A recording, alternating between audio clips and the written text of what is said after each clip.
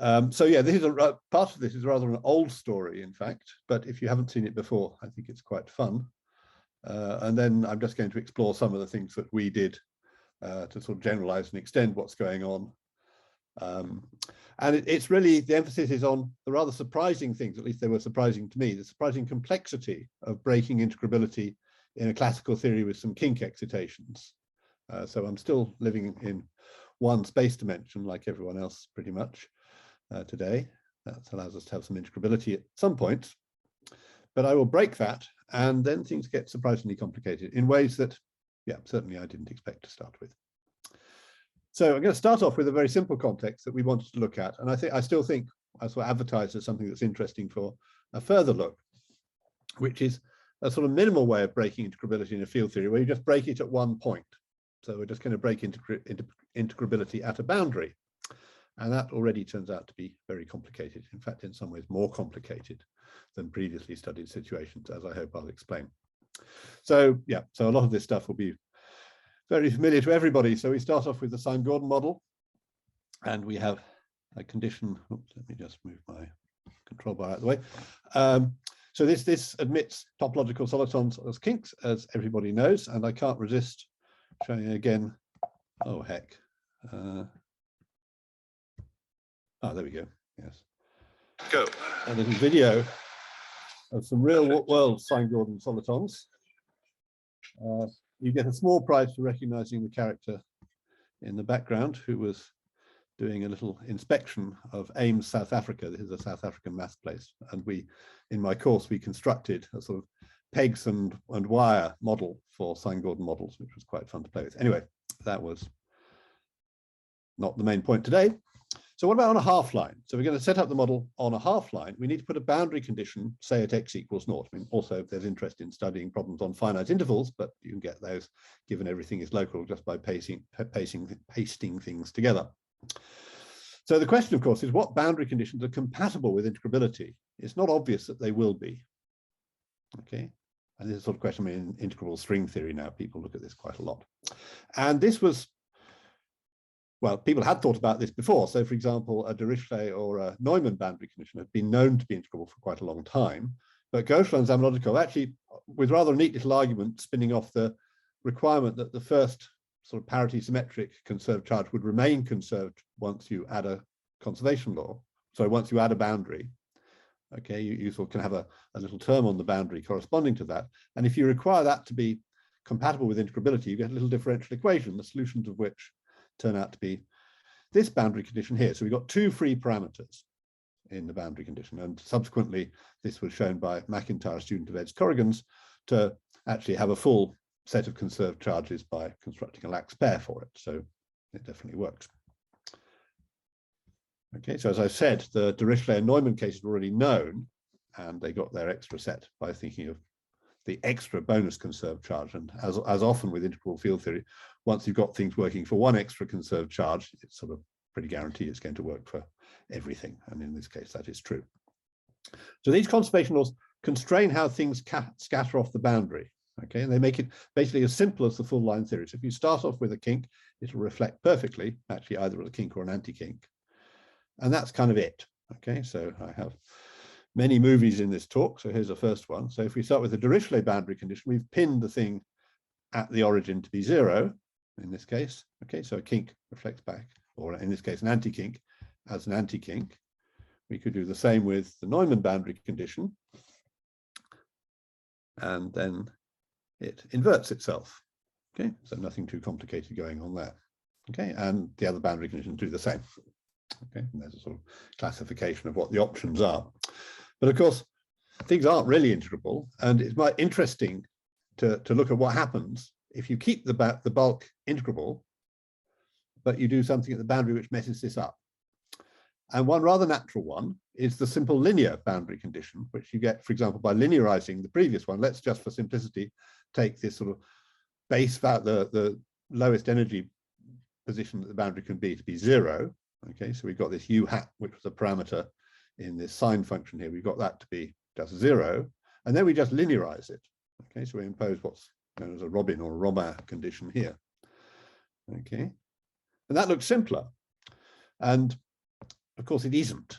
Okay, so two limits of this are simple. So if k goes to infinity, we've got a Dirichlet boundary condition. K equals 0, we've got the Neumann boundary condition. But for non-zero k in between, non-zero finite k, the conservation laws that this boundary condition likes are different from the bulk conservation laws. And this would be good if we had a free theory in the bulk. Then the whole system would again be rather trivial and integrable. But if you've got the nonlinear sine-Gordon interaction in the bulk, its set of conservation laws aren't the same as what this boundary wants. Okay, so things are no longer integrable. There's a sort of mismatch. And then we can interpolate. So I'm starting from what's effectively a big value of k here, 0.5, which turns out to be nearly the Dirichlet boundary condition. And if I start off with that, my anti-kink comes in. And now things aren't so simple. Okay, we've got, well, actually, it looks like we do have an anti-kink coming out, but there's some general mess as well. Okay, the anti-kink will have come out a bit more slowly than before. Okay, so we'll now decrease k a little bit. We're getting closer to the Neumann situation. I'm just for the sake of it having a rather high initial velocity. So now you see there's a bit more stuff coming off. Maybe there's something more complicated in that. But again, we've got an anti-kink plus stuff. So topologically, we're still in the anti-kink sector. There's only two more after this to go. Okay, so now it seems to have lost. We flipped the vacuum to the sort of right of the outgoing stuff. Okay, let's go to the next one. Now it's, well, you can see it's trying to be a Neumann boundary condition, but now we seem to have a kink and an anti-kink coming out as well as stuff. And finally, almost Neumann, so very small value of the parameter k. And you can see that it's going to settle down to be an anti-kink going to a kink with some general muck as well. Okay, so those were all for one specific initial velocity, but obviously we could try firing my initial pure kink into, or pure anti-kink actually in these cases, for different values of velocity as well. And now I can draw a sort of phase diagram to show what the options are to try and sum things up. And this gives us this rather complicated picture. So this picture is produced just by rather stupidly running a numerical solution to the PDE for long enough for things to settle down at the boundary, okay, and then just measuring the value of the field near the boundary, or actually at the boundary, in the far future. Okay, so you could see that in those various plots I showed you before, the far field values settle down to different values, which would tell you something about the sort of topological sector that you end up in. Okay, so either you end up with an anti-kink or a kink, or a situation where you maybe have a kink and an anti-kink, or neither. Okay, and that would be the green color. So you can see that the whole picture sort of, we know the Neumann situation and the Dirichlet situation are up the right, so left and the right boundaries, and lo and behold, these are sort of colored incorrectly. But in between, the picture is rather more complicated. Okay, so that was our first stab at what was going on. But then we looked closely and we saw, well, it seems like there's something weird happening in the sort of top left corner. If you can see my cursor, you can see it looks like my computer program has done something wrong.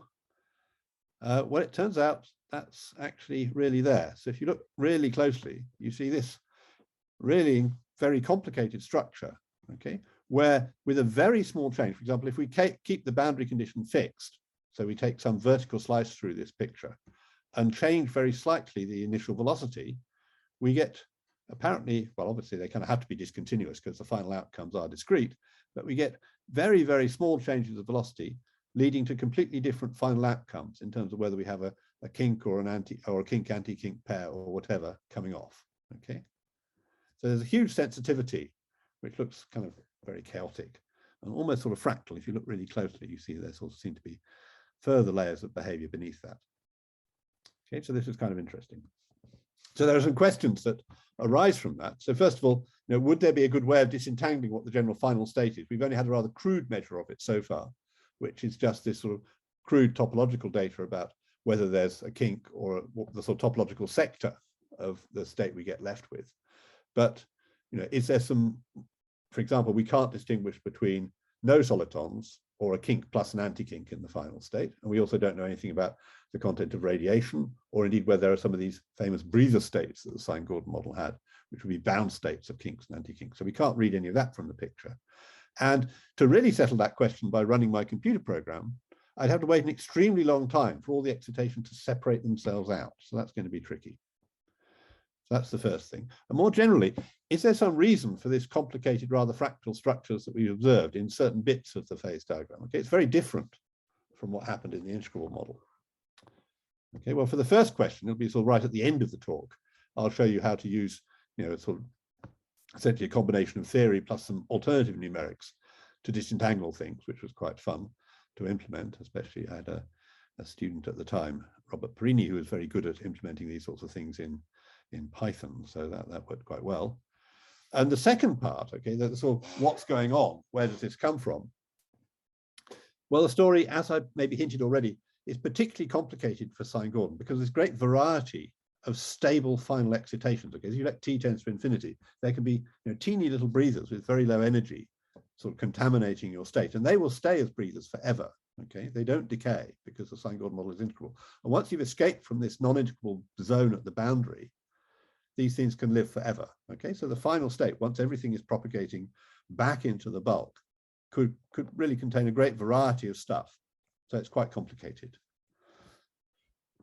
But we did kind of identify at least the basic mechanism for what's going on. But to understand that mechanism, the basic tools for this mechanism of this sort of fine structure of these sort of different windows within which different sorts of scattering happen, depending on the initial velocities of our colliding kinks, it's easiest, in fact, to see in a situation where bulk integrability is also lost. And sort of the motivation for why it's easier is just that the set of basic excitations in a non-integrable theory that live forever is much simpler. You've basically just got some topological excitations in the case of, say, the 5-4 theory that I'll talk about next, and then radiation, but there's no more complication. So in some sense, it's actually, even though we've broken integrability everywhere, it's a simpler situation.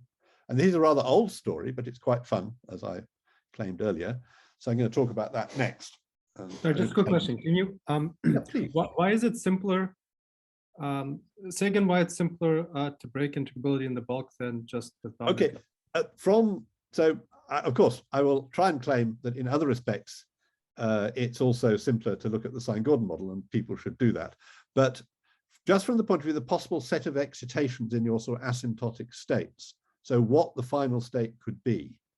Okay, if we have the 5-4 theory, the only options are basically a kink or an anti-kink, or there aren't even bound states of kinks and anti-kinks which are long-term stable. They decay ultimately. Okay, so you're either going to have a kink or an anti-kink escaping from each other, or some radiation, and that's kind of exhausted the set of possible final states. But the radiation can be arbitrarily complicated.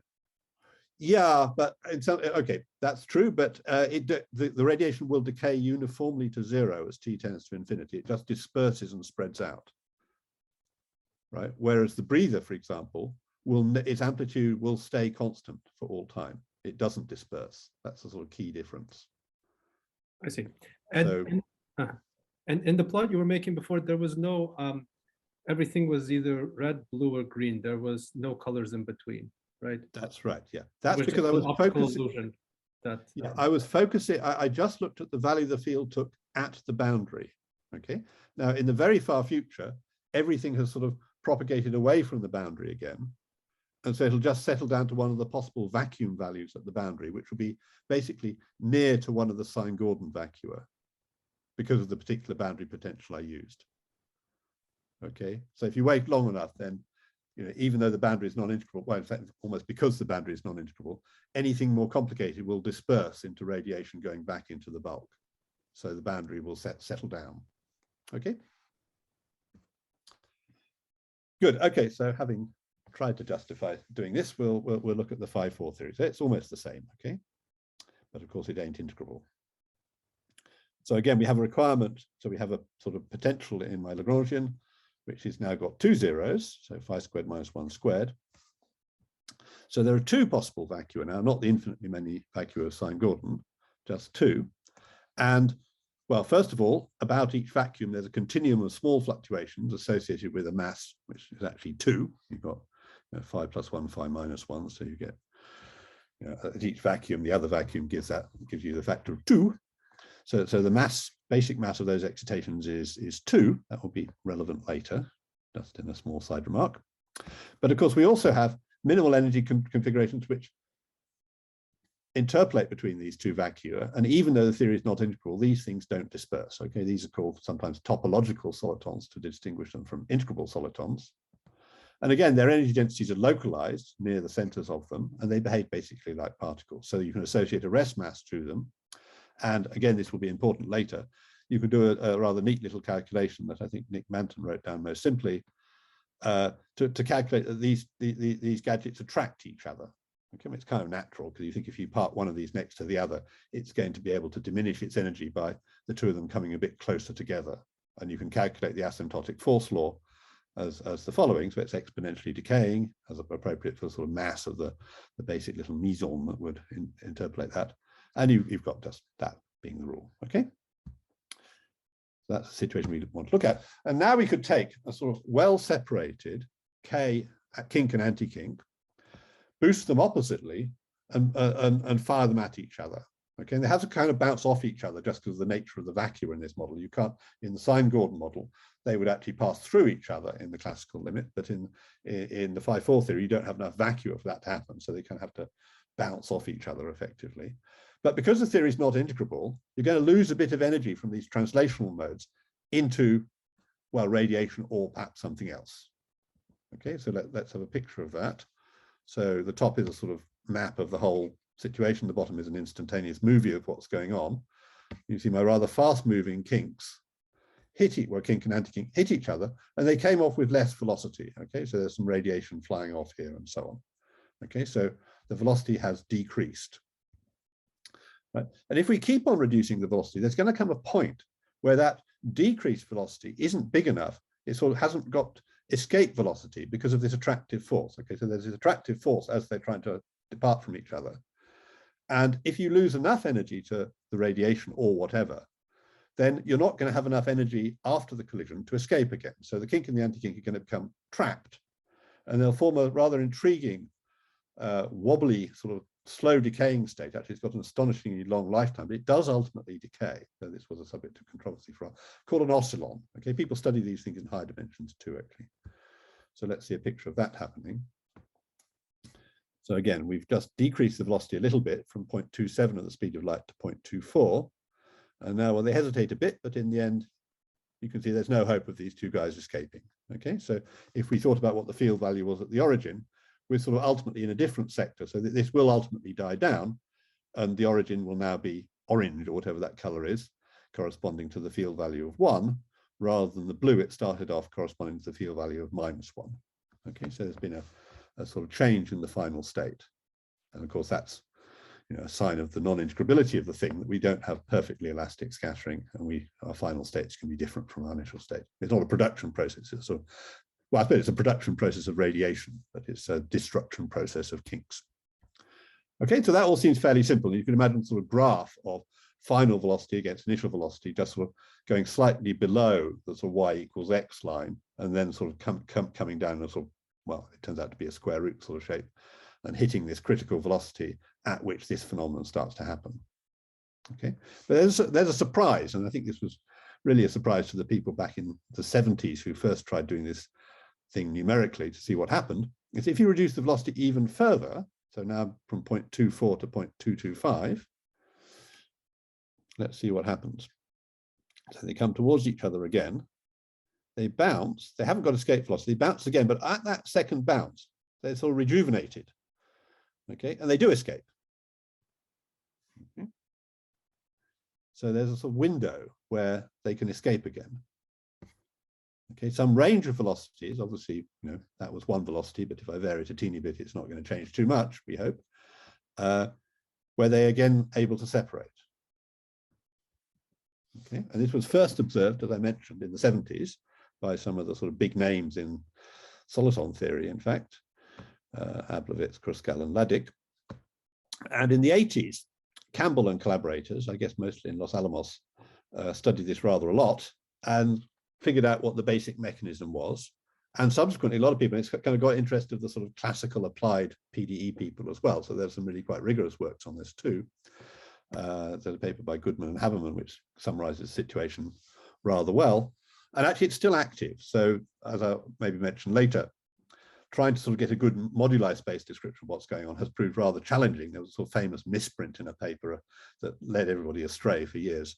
And Nick Manton and collaborators have recently come in and sorted a bunch of that stuff out. But anyway, I'm going to be discussing this on a sort of fairly high level, so we weren't going to worry about these details. But the fourth picture is rather rich. So we have an initial sequence of these two bounce windows of the sort I just thought, where the things collide, escape, but don't quite have escape velocity, recollide, and somehow then manage to escape.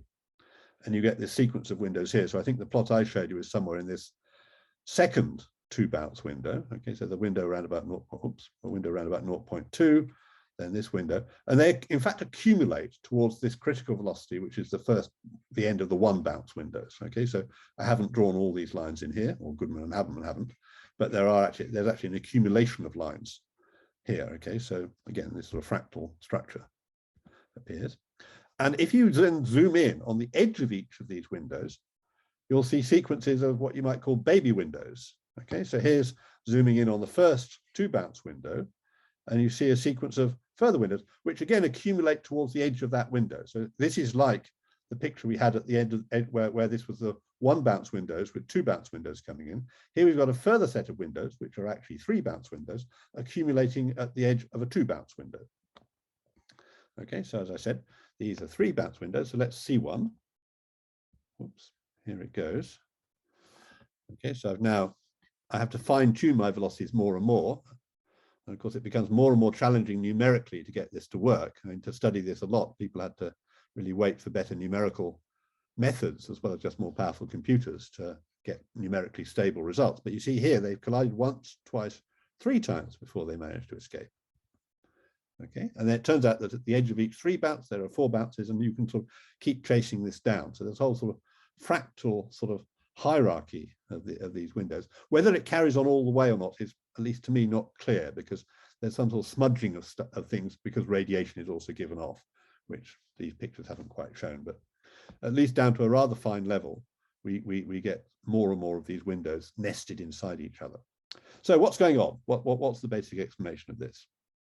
Well, the key point is that a 5/4 kink actually can wobble. And if you looked closely at these earlier pictures, you might have seen that happening.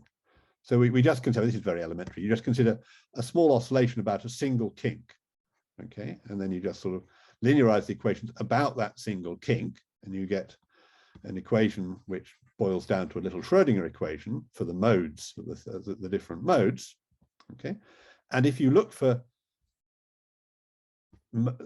solutions of this where this function chi decays at plus and minus infinity, which would correspond to just possible wobbles of the thing, then in the case of the 5/4 kink, you get two possible values for the frequency. So you get 0 and √3.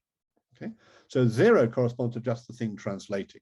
So for any kink, and you can actually fairly easily see from the translational mode, you'll always have a solution to this Schrödinger-like equation with omega equals 0. Okay, corresponds to just translating the thing sideways. But we've got a bonus one here. We've got this wobble with period 2 pi over √3. That's about 3.5. And that's not there for sine-Gordon kinks. So sine-Gordon kinks don't have this internal mode. I mean, you know, maybe in principle they can. Some people say that this is a bit of a sign of the integrability of sine-Gordon. I'm not quite sure there's a causal link between the two, but it's certainly consistent with the integrability of sine-Gordon, but there's nothing there in danger of getting excited in a collision.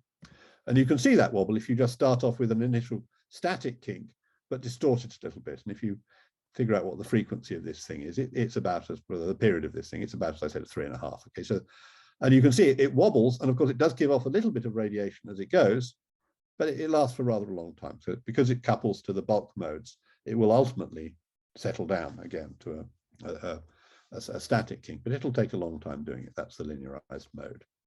Okay. And also, if we look back to that previous picture of, first picture of kink anti-kink scattering, you can see I kind of pulled the wool over your eyes a little bit by emphasizing the radiation. In fact, most of the energy has gone into this wobble mode, which you can see in this periodic structure on the outgoing lines here. Okay, so in fact, most of the energy went into that and not into radiation. Good, so that's the basis of the explanation. Most of the translation energy has been parked into this wobbly mode, right? And if I take an initial velocity just below the critical velocity, then the kink and the anti-kink are going to separate after their collision, but then get attracted back to each other. Okay, and if when they recollide, you're at the approximate time reversal of the initial impact, then the initial impact took sort of rather fast moving kinks and converted some of that translational energy into the wobble mode. So if you just run the movie backwards, you'll have, ignoring for the moment the radiation given off in between times, which I've claimed is small. If you run that movie backwards, you'll have a situation where a wobbling kink collides with a wobbling anti-kink and converts some of that energy back into the translational mode. Okay, and just by time reversal invariance of the equation of motion, you can guarantee that's going to happen. Okay, so now you're going out faster than you had been emerging from the first bounce. Okay, the second bounce, you've actually regained some of that energy from this battery of the sort of wobbly mode that you had before. Okay, we don't need to solve the nonlinear dynamics of that collision. That's very hard. We can just see by just running the movie backwards, that's what must happen. Okay, I mean, it'd be nice to have a better handle on everything so we could solve all that. But for the purposes of the explanation, we don't need that. Okay, and provided we can ignore the sort of one thing which isn't time reversal invariant, which is that radiation is sort of going off towards plus infinity, going out, there's outgoing radiation, not incoming radiation. Provided that effect is small, we guarantee this is bound to work. Okay, and this regain of the energy might happen after one bounce, but if we haven't quite got enough energy back after one bounce, maybe after two bounces we'll hit it just right, and sort of we'll have this sort of resonant situation where we've hit things right and we can regain the energy to escape, or 4 or 5. So this nested structure becomes rather natural. Okay, so question. Yeah, please. In the space of initial conditions, is it most likely that they just escape? How likely is it to have this fractal interesting structure was a small part of your phase space, right? Right. Well, now I'm looking just at the single. So this is not the sort of 2-parameter picture that I showed you for the boundary situation. We're now just got one parameter, which is the initial velocity. And well, you can see from this picture that, you know, once you're below the critical velocity, then there's quite a big range of velocities where this stuff is happening. So this is from sort of 0.26 of the speed of light downwards, you're going to be in this sort of messy situation. I see, because from your description that it sounded just now, it sounded pretty unlikely to get this interesting structure. Well, it turns out that you don't have to hit it exactly right. Okay, so even if you sort of don't quite get, so you can see, I mean, obviously when we're on the downslopes of this, I mean, you've still lost quite a bit of energy, but you still managed to get yourself back above the critical velocity. So the critical velocity for departing with no further collisions would be sort of up here, and you've regained enough energy on your second collision to get sort of move back to this zone and then escape. Okay, so I mean, there's a rather large fraction of the time, and if you ignored radiation altogether, then somehow, you know, as you keep on bouncing, you're sort of finally going to hit it right if you wait long enough. Of course, the trouble is that if you keep on bouncing too long, you're always losing energy to radiation, so you're on a losing game. But you know, I'd say the majority of the area under here, because, you know, we've got these 3 bounce and 4 bounce windows filling in these gaps, which I haven't shown here. So it's a pretty common phenomenon, actually.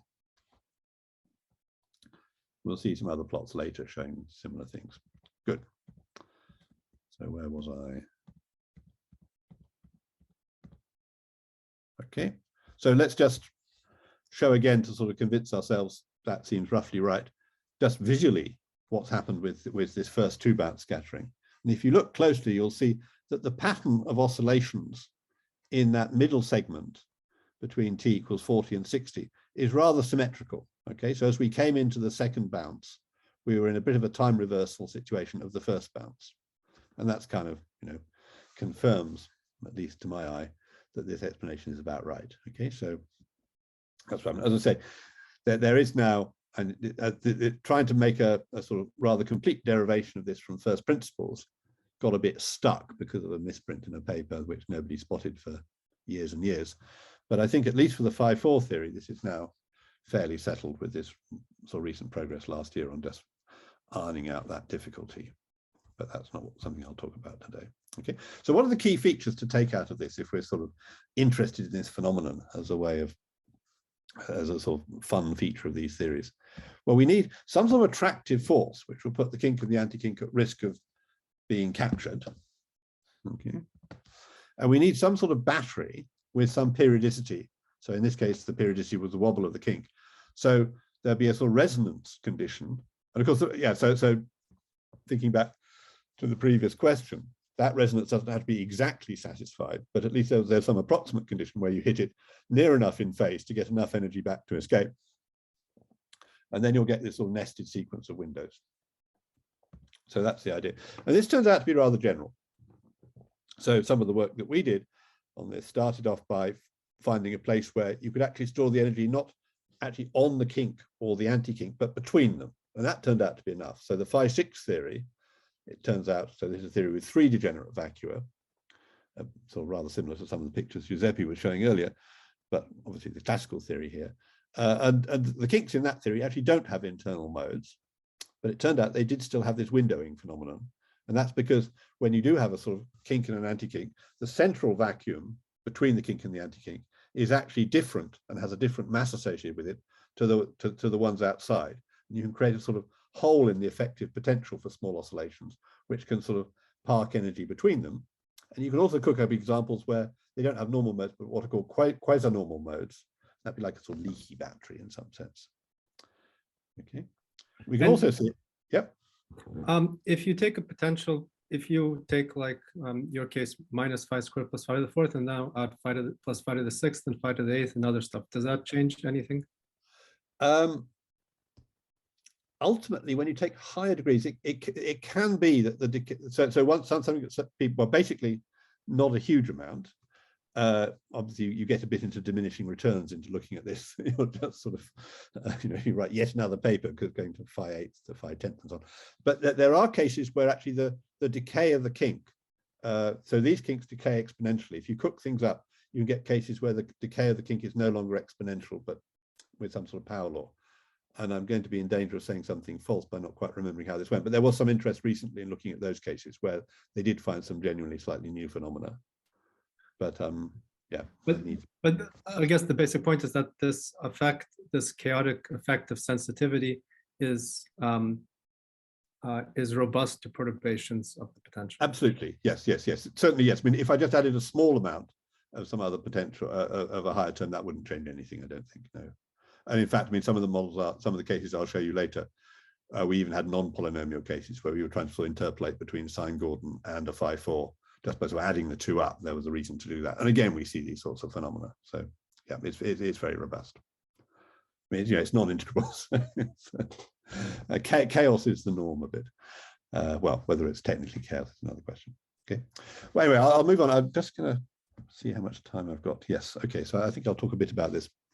So another thing we had some fun. This is partly I'm motivated to talk about this just because there was one other rather cute phenomenon we discovered looking at this, which I'd like to show you. So we thought also to try and put the phi-4 theory on a half line, okay, with just a simple linear boundary condition corresponding to a boundary magnetic field, actually, just changing. So the boundary energies, we're just sort of tugging the boundary value of the field a little bit. Okay, and that's kind of cute because if we take h equals 0, then we've got sort of Neumann boundary condition, and then we can sort of construct solutions to that theory by a sort of method of images, and the whole story of kink anti-kink scattering that we've just looked at will ship across to this. Okay, so we can solve it easily, and in fact you can find the ground states for other values of h again from the full line theory. So we have a sort of spectrum of, well, it's probably a bit too complicated to explain all the details, but we have a sort of set of possible boundaries, sort of vacua for the theory, static solutions, including one unstable solution and some stable solutions. Okay, so we've got an unstable solution, a metastable solution, and a stable solution, with the metastable solution actually a sort of saddle point between these two. So you can analyze it. It's just a sort of fun exercise in classical, such as solving the relevant ODEs and PDEs and so on. So you classify what's going on. And then we can play the same game as we played before, except now we're doing more like what we did for sine-Gordon. So we're firing a single anti-kink at the boundary and figuring out whether it can come back at us or whether it gets trapped by the boundary. Okay, and for h equals 0, the situation is actually exactly the same by thinking of sort of method of images as the one we already studied. So we know that at least for some value of this parameter h, we will see this pattern of these windows. But now we're sort of generalizing the story or deforming the story in a different way, just for the heck of it. Okay, so that's really what I've just said. And the picture distorts. There's a force law, and the new feature here is that this force law sort of can can have both signs. Okay, so for actually negative values of H, we get a repulsive force. So previously the force was always attractive between a kink and an anti-kink. Here, the single anti-kink can be repelled by this wall in some situations. And so for small enough initial velocities, we get a situation where the scattering is almost perfectly elastic, because we never get into a situation where these nonlinear effects really come into play. Okay, so that's sort of a bit of a novelty. So we get a situation where we bounce almost perfectly off the wall. We don't excite any of these wobble modes. Everything just happens very calmly. Okay, so our final velocity is almost exactly the same as the initial velocity. But we can, so if we hit harder, we can punch through that wall and things get more complicated. And we can find exactly the point at which we punch through that wall, because the marginal case between the two is actually precisely corresponding to this saddle point solution, this unstable solution that I told you about before. So we can actually compute exactly what the energy is of this solution and figure out what that critical velocity is. Okay, so we get this not terribly edifying formula here. But then if we fire the thing at the wall faster than that, it's going to have enough energy to get to over this hill. Then it's going to crunch into the wall. All sorts of complications will happen again. Okay, so here's the picture where we've got the final velocity almost exactly equal to the initial velocity in this initial period here. Then suddenly we crunch through that potential hill. We get trapped for a while, but then at some points we start to get this windowing phenomenon happening again. So we get this whole sequence of more complicated phenomena. And we can even draw another sort of nice picture of the whole thing. So here I've got my magnetic field horizontally, we've got my initial velocity vertically, and we've got a very precise match between this curve. It's not an exact expression because the theory is not integrable, but we've actually matched very precisely. So the sort of black line, which is indistinguishable from the line here, is actually the line of that we predicted from that little simple bit of theory.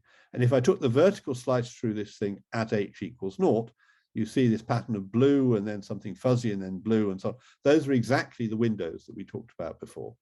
Okay, so these are the escape windows we saw in the other situation. So that's all quite kind of nice. And trying to explain all the details of this then becomes complicated. It's a nonlinear problem and all the rest of it.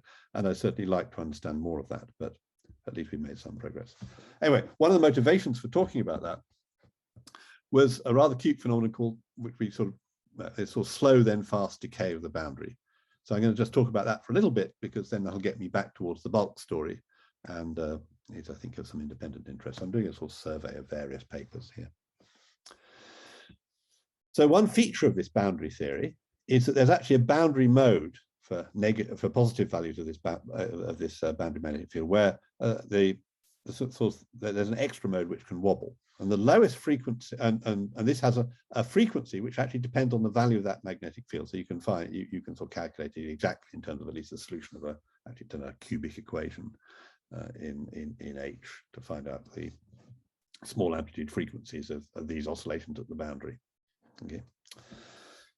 But of course, this thing does couple to the bulk. And the lowest frequency for bulk radiation is 2, right? Remember the mass of oscillations about the bulk vacuum was 2. And when H is small, then of course, if this frequency of the bulk of the boundary oscillation was bigger than 2, then it wouldn't really exist, because it would just decay straight into the bulk. But when H is small, twice that frequency is bigger than 2.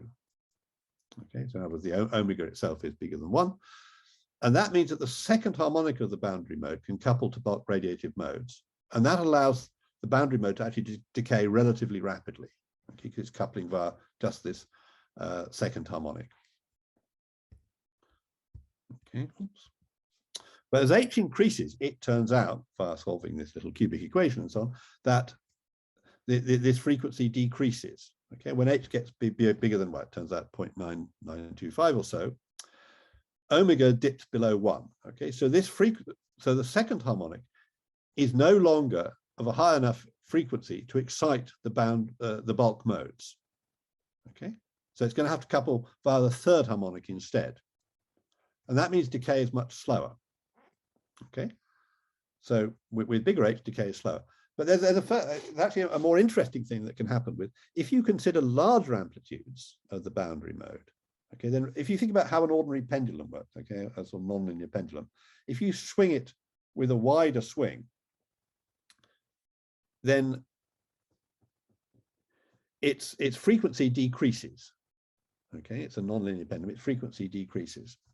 Okay, so if you take H to be such that the small oscillations are sort of just in this regime where things decay quickly, the larger oscillations will have a frequency which is bigger than this critical frequency.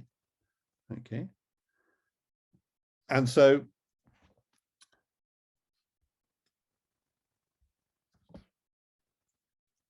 the decay channel that we've just spoken about with sort of second harmonic will be forbidden to large amplitude oscillations, but will become available when the oscillation has damped down a bit and the frequency has gone up.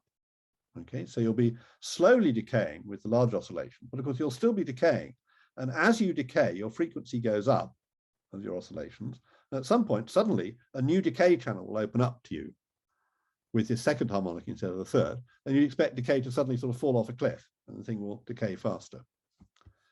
And you can actually see this in action. So here's a movie of what's going on. And we're plotting the frequency here. And when this frequency nudges above 1, okay, in the bottom right picture, we'll suddenly open up a new decay channel and things will decay more quickly. And you can see this happening. We've opened up the new decay channel and suddenly the amplitude decays more rapidly. And then we go into another phase of decay. Okay, so I feel that's kind of quite fun thing to observe. Okay, so that's that. Anyway, we sort of were intrigued by this. So we thought, well, can we find some other examples of the same phenomenon?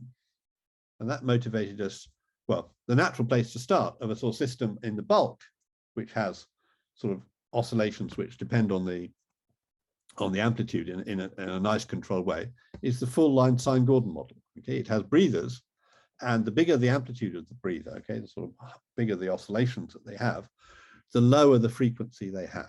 Okay, you can read this off the exact solution.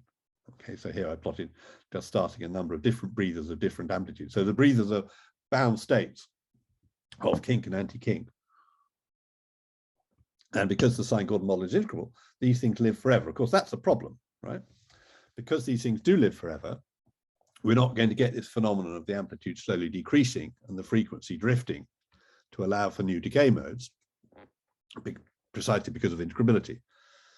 But if we deform it a little bit, so this is where we get closer to the loss of integrability in the bulk idea, by adding a small term to the bulk Lagrangian, then you'll break the integrability just a little bit.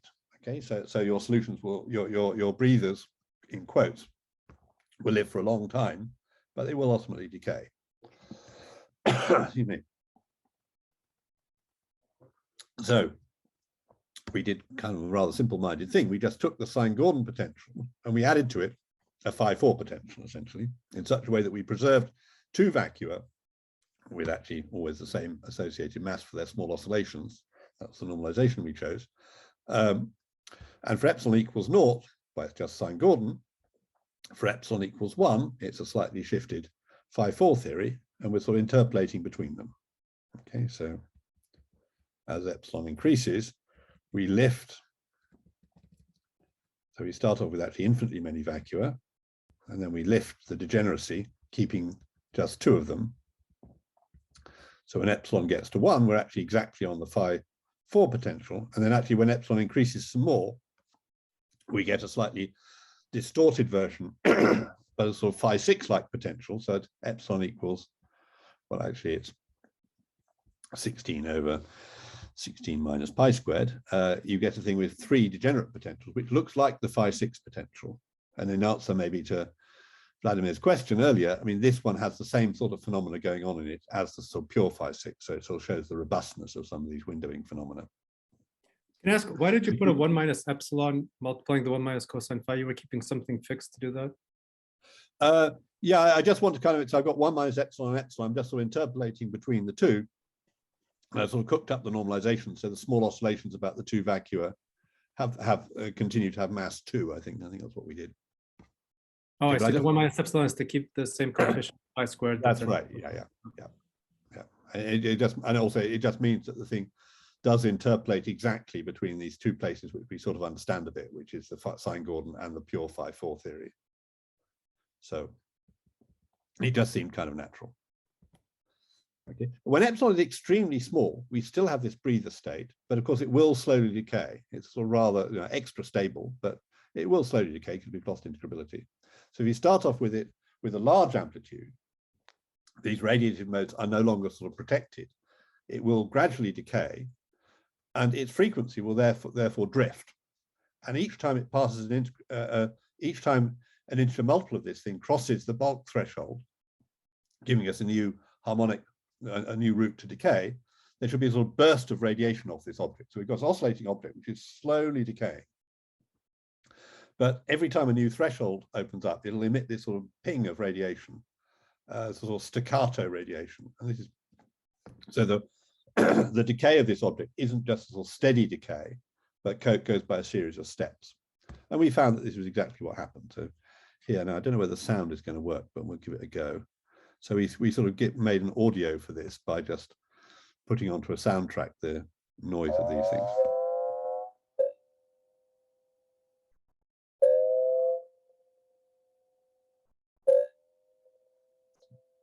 Okay, so they're just making an audio soundtrack of the value of the field at the origin.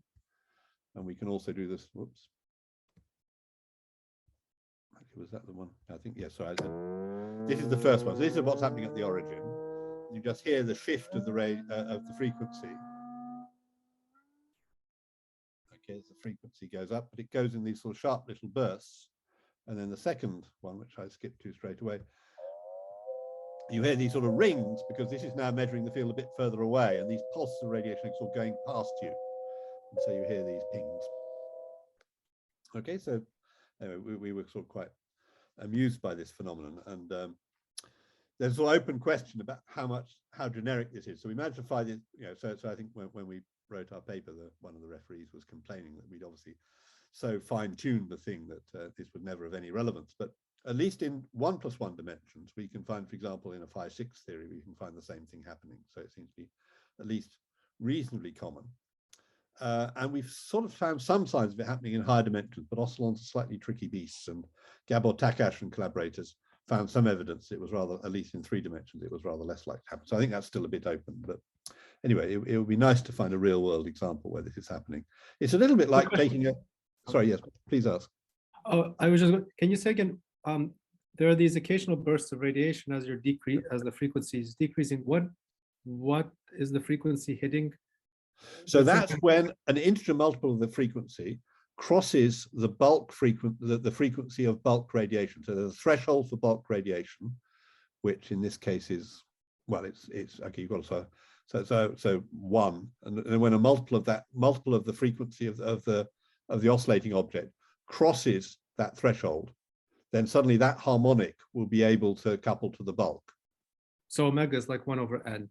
Then you get, okay. Right. Thank you. Obviously, the thing fuzzes out after a bit, but at least initially you can hear this nice sequence of things where the thresholds get crossed. And the sort of thing that's difficult if you take too complicated a model, it sort of just collapses too fast.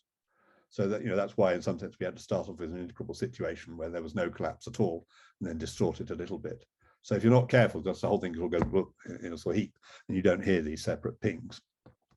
But if you tune things a bit, and they're in a near integrable situation, then I suspect it would be quite common. So something to look out for. And something we've also done more recently is we sort of quite like this model, and it does give us this opportunity to look at more examples of sort of interplay between integrability and everything else, and this resonance phenomenon. So we actually looked at the scattering of kinks in this model as well. So actually for epsilon = 1, again, you'll see this pattern of windows, which is what we saw. Epsilon = 0 would be sine-Gordon, where there's no nothing happening at all.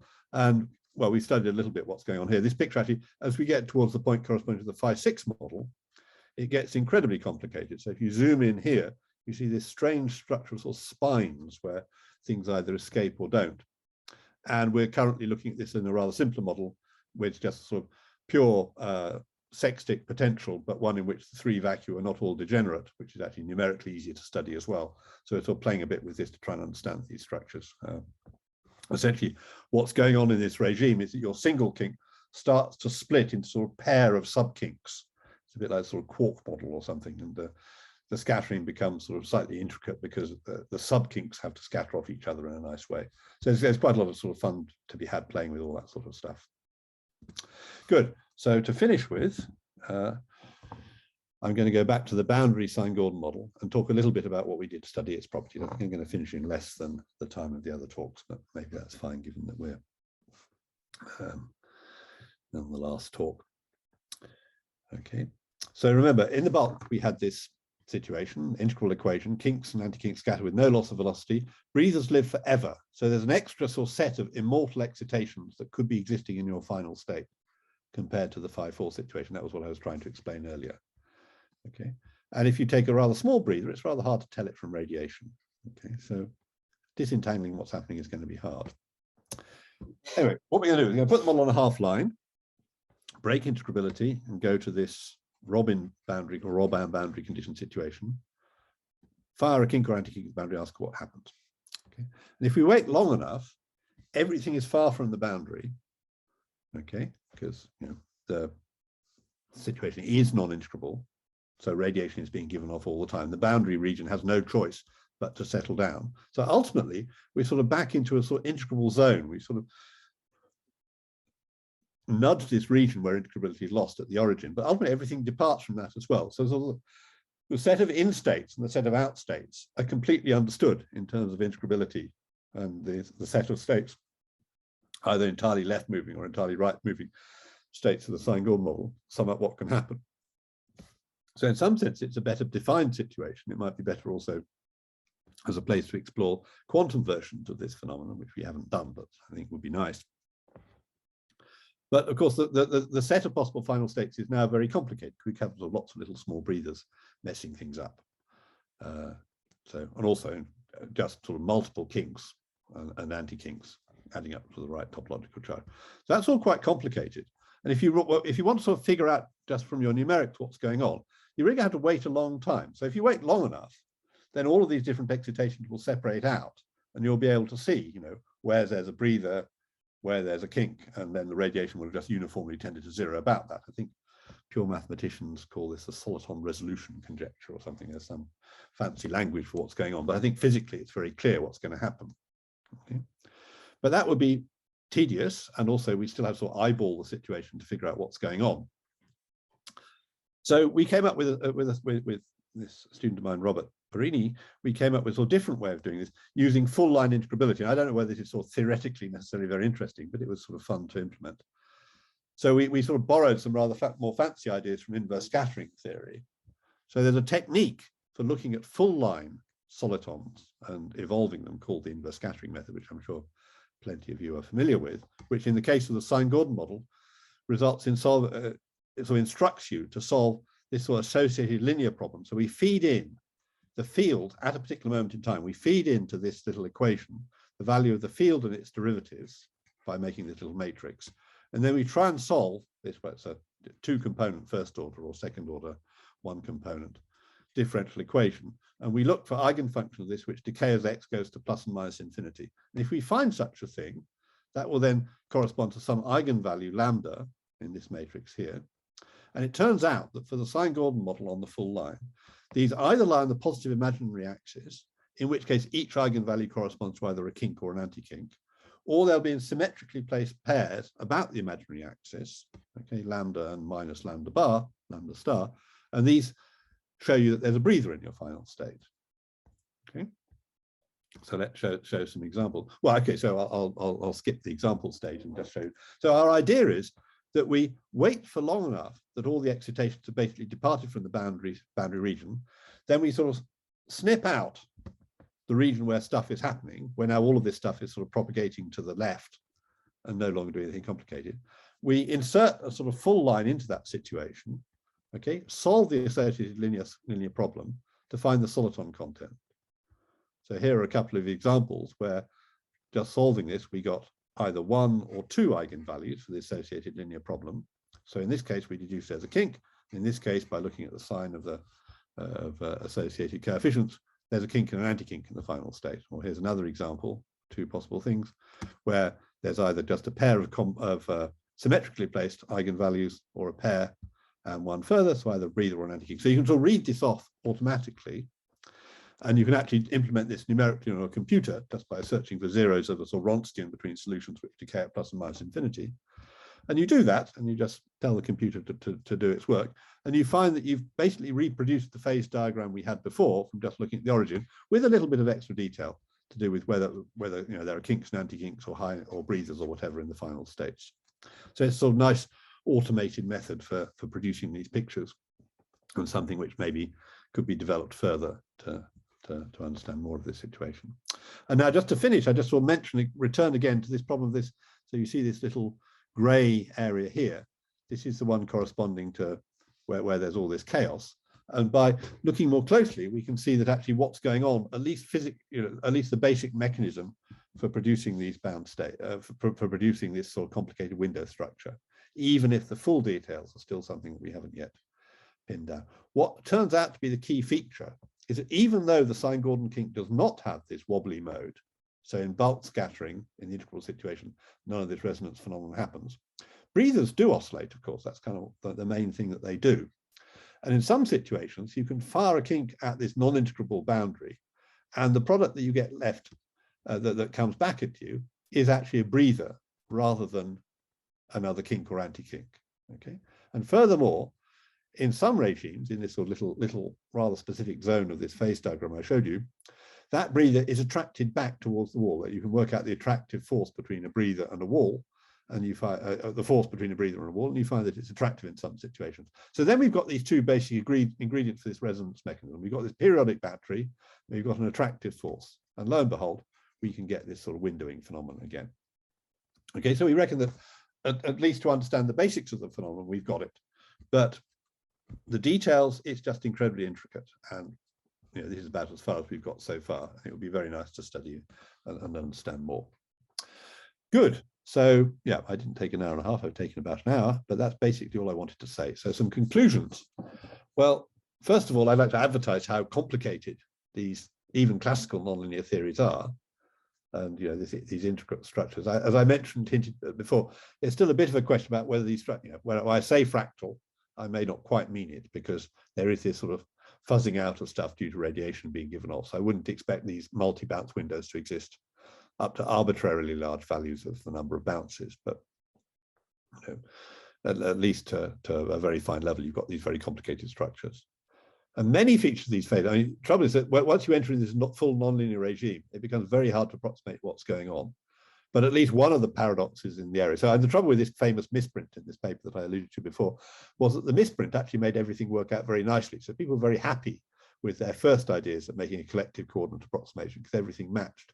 When the misprint was spotted by Herbert Weigel and collaborators in South Africa, they then redid the calculation, nothing worked. So it was kind of, there's some quite nice papers, but I think it's maybe Goodman actually explaining where that got to. So suddenly the whole thing was sort of thrown into disarray because suddenly the nice explanation that everyone had been happy with turned out not to work. And as I say, this has recently been really straightened out by Nick Manton and co, who realized that the way that the collective coordinates were being done for this situation wasn't quite right.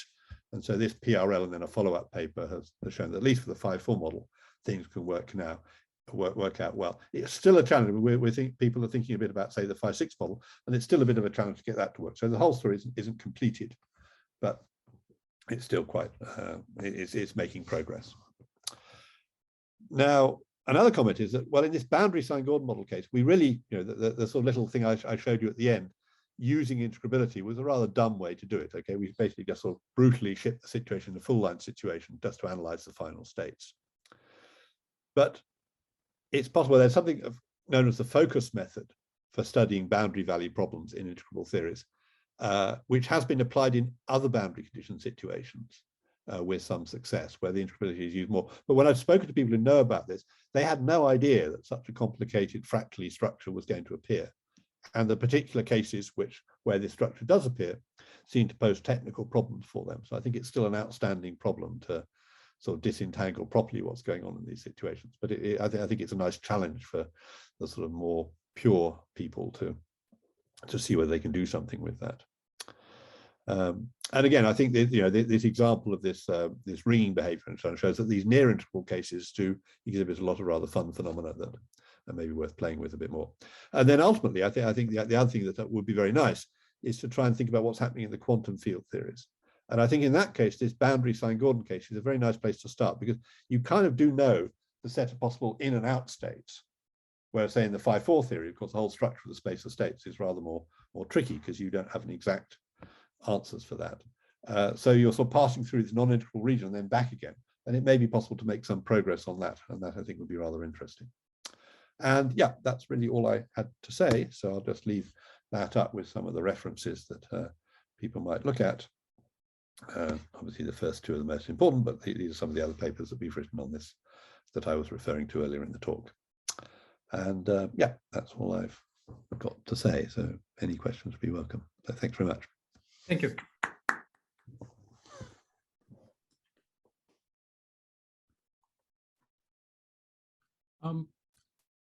One of the things that I was wondering about is you showed, for example, for Phi to the 4th that on your boundary, you could break integrability that way. But and I guess you broke it with a magnetic field. Yeah. Did you look at the case of breaking integrability with an external field the same way for sine-Gordon? Maybe you did, and I just missed it. Let me think. I didn't try. Sorry, yeah, so I should stress, of course, in the 5-4 case, integrability is also lost in the bulk. It's just not there at all. But I meant sine-Gordon. I'm just trying to remember. Effectively, I don't think we didn't in the end publish anything on that, but we have played around a bit with that. But it will be fun to study. Yeah. I don't know. Is there anything particularly you've got in mind that you'd like to see, or it's? That's the yeah, absolutely. It's possible. The quantum case is why I asked. Right. Because you know the soliton form factors. So right. in an external field, you're essentially putting in a direct coupling to the field, and so you could at least work out something that way. That's an interesting thought. So maybe you think that would be a bit more productive, an easier route to get into the quantum case than the one we've done so far. I'm not saying that it's the only way to do it, but it's the most obvious way I can think of. Okay, thanks. Yeah, that could be interesting. But yeah, obviously the question you ask yourself is whether you're going to find something really new or not. But yeah, it's worth a look, definitely. And the other question I had was a classical problem that seems a lot like this is the Skirm model. Right. Yeah. And, I mean, have you thought about the analogy with the Skirm model at all? Well, in some senses, these are the sort of baby versions. I mean, Skirm model is about topological solitons in some sense in higher dimensions.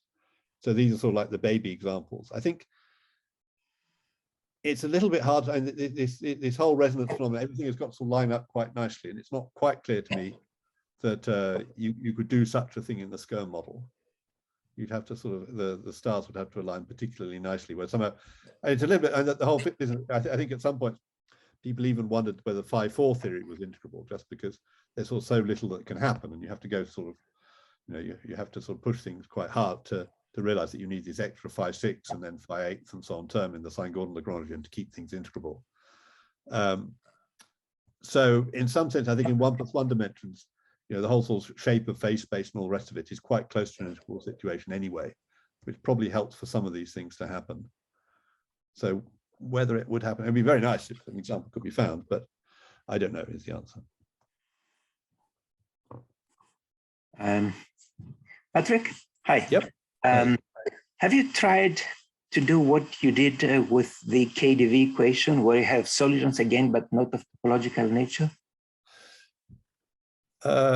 Straight answer is no. That's an interesting thought. I know some of this focus method stuff about extracting what the soliton content is also applied with it worked with KdV and MKdV. So that might be an interest. The reflecting things is a bit tricky because KdV solitons are a bit one way. Right. If I fire one at a wall, it's probably just going to go splat.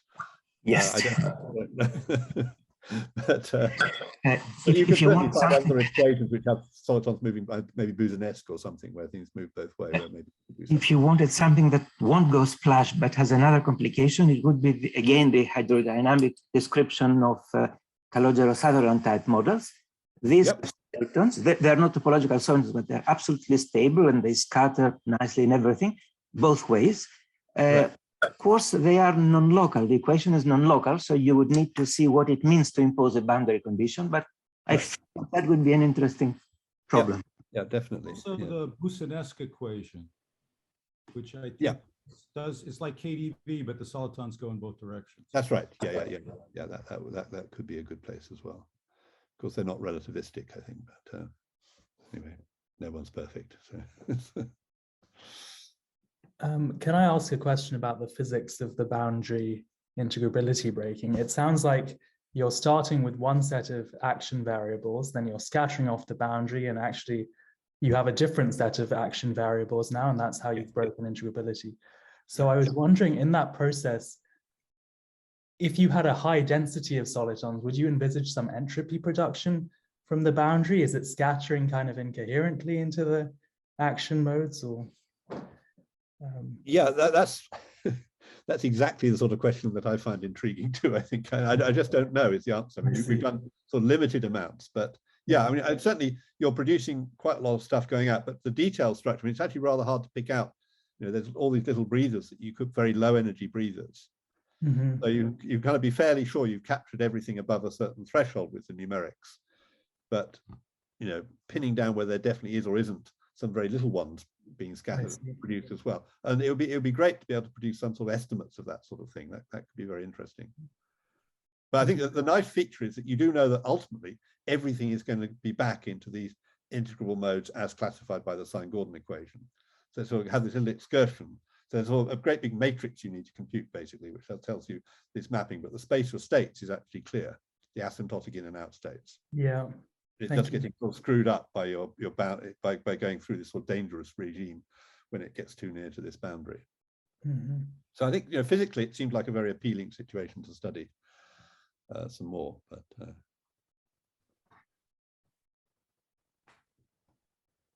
anyway, I just reported our limited progress so far. I mean, it does get quite hairy because of the, you know, when things are near the boundary, you've got this sort of interaction between these, you know, highly nonlinear modes and so on, which seems just all hell seems to break loose. And, you know, as I say, this little picture here shows again the complexity. So whether it's going to be too possible, but yeah, some regime where you could, for example, get control about how many small breathers are being produced or something might be an interesting alleyway to pursue. Definitely, that could be quite fun. In those famous cold atom experiments, like the quantum Newton's cradle and so on, where they have some perturbation of sine-Gordon, but they showed that there's such a concept of near integrability because it still took a long time to thermalize. Is it possible they could do some kind of scattering in just your way, where they would see chaos, like the thing you see? I wonder. I mean, the chaos is all to do with the fact that we've gone towards t equals plus and minus, the sort of discontinuous dependence on stuff and all the rest of it is because, of course, you're letting t tend to infinity, and you've got sort of an infinite non-compact space on which these things are living, which allows all this to happen. I don't know whether the cold atom experiments you'd be able to see such. Actually, formally, the quantum Newton's cradle is very similar to what you described, because it's a harmonic trap plus this contact interaction, which you actually formulate as a Robin boundary condition. It's the delta function on your contact planes. So it's really how are these contact planes breaking integrability of the trap? I spent a while trying to analyze it and struggled, but okay, no, that sounds interesting.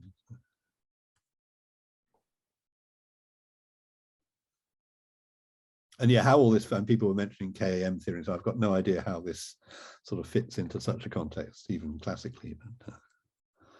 But my next question was going to be related to that. I'm glad I headed you off.